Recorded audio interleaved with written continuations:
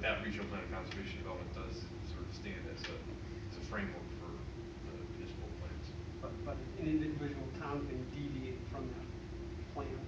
Yeah, I think it just takes some. There are different reasons. I'm sorry, Sure.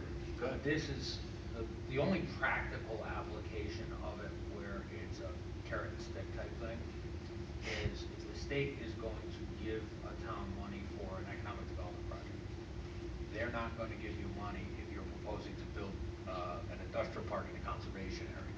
You know, won't be eligible. Now, we try, and I think pretty much across the state at all levels, it's a bottom-up approach. We look for the towns to sort of set the tone for zoning, and then those conservation and development plans rise up. As Joe said, I think the thing you have to remember is zoning is the domain of the state, and the state has delegated it in Connecticut's case to the towns. So it's yours.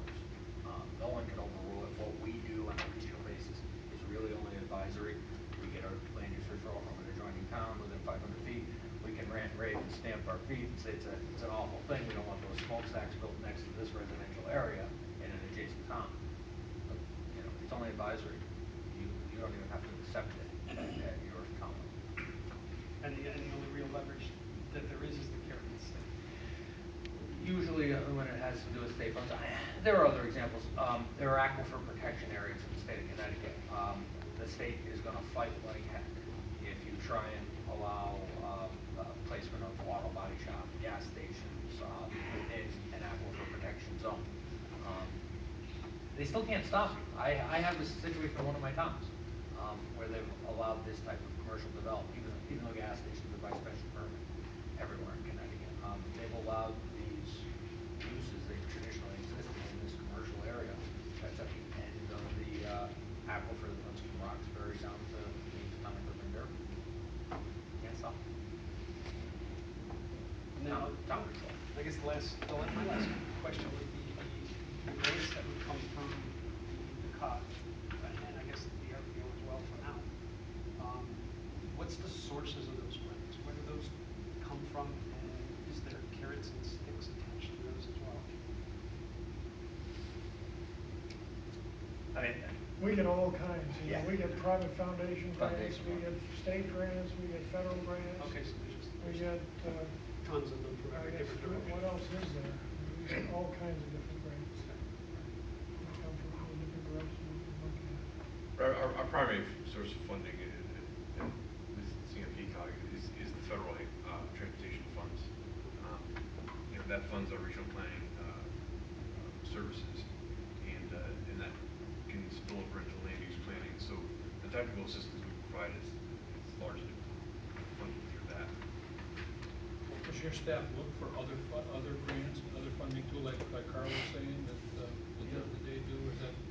Quite honestly, we haven't been as aggressive as CCRPA has been in that, but I'm hoping that in the future we can provide better services and pursue more of those grants. How about you, Rick? Do you pursue stuff more like Carl?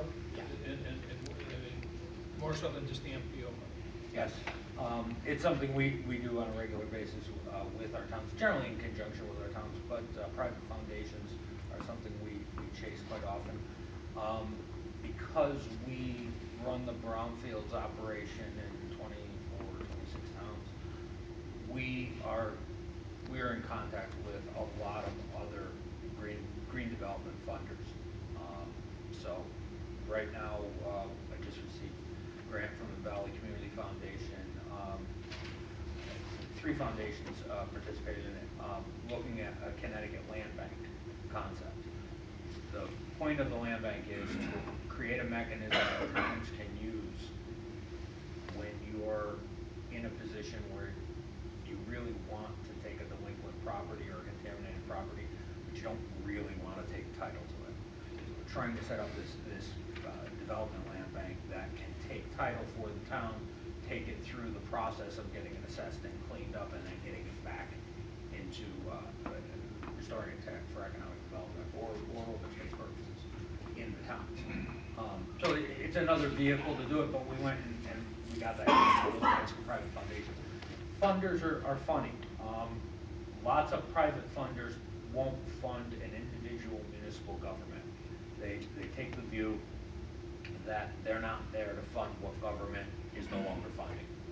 But they're usually open to funding regional approaches, where we can bring together partners, numbers of towns, different agencies, the health department,